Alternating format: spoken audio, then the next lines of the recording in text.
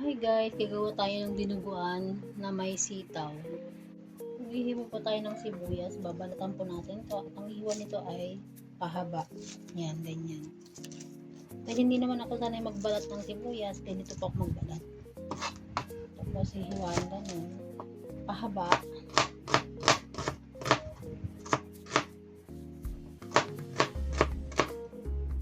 Tapos ang bawang naman po ay hihiwain ng maliliit lang. Pitpitin at saka hiwain ng maliliit.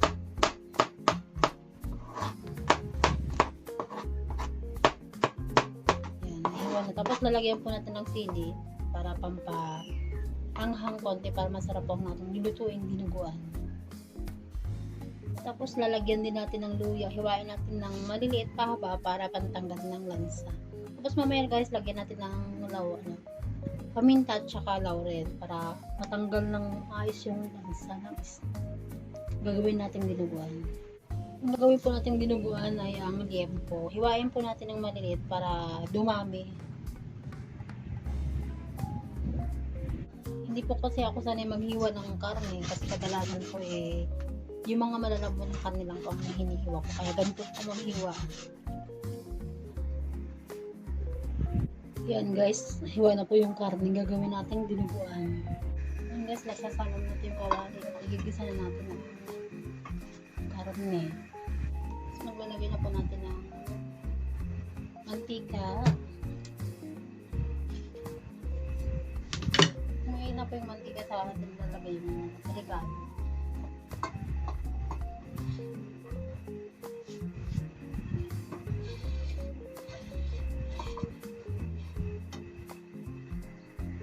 Yun po mainit na unahin muna natin ang bawang.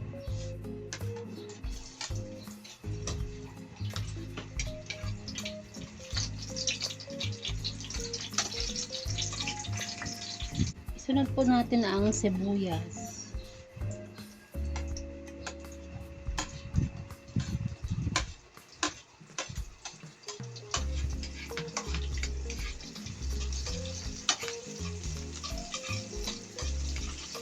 Pagkatapos po, isunod naman ang luya.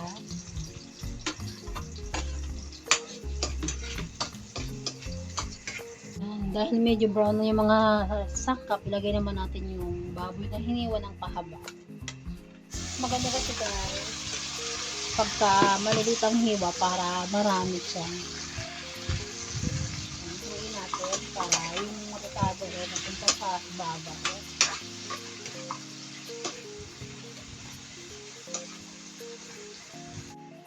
Haluin lang po. Tapos lalagyan po natin ng pamintang buo. Ihahalo natin para matanggal yung lansa. Tapos tatakpan natin ng bahagya para pumaluto yung baboy. Dahil matigas pa yung baboy, takpan muna natin ng ilang minuto para lumambot siya bago natin ilagay yung dugo. Ayan guys, luto na yung karne. Pwede na natin ilagay yung dugo. Pero bago natin ilagay yung dugo, lagyan muna natin ng konting tubig. Konting tubig lang. Tapos haluin po natin. Lagay na po natin ang dugo.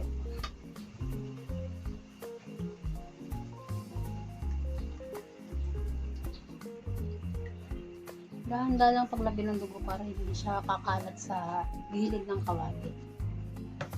Pag nailagay na po yung dugo, huwag po tigilan ng paghalo para po ito yung hindi mabubuo. Tapos ay lagyan natin ng dahon ng laurel.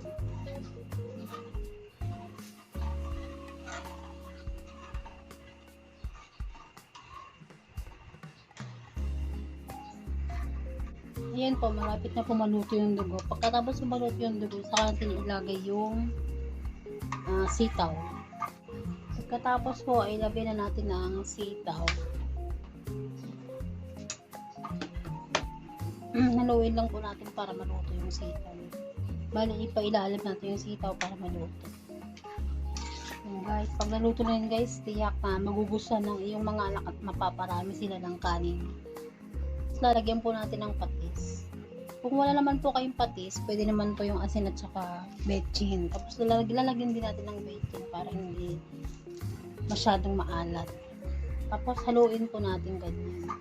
Lapit na po maluto yung yung sitaw, ilagay na natin yung sili para po lumasa siya. Para medyo maanghang-anghang ang templa. Yan. Tapos naman, kung gusto mo naman lagyan ng pechay, pwede naman po lagyan ng pechay. Ito po. Yan. Malapit na po ito maluto. Ito na po ang dinuguan na may sitaw with pechay.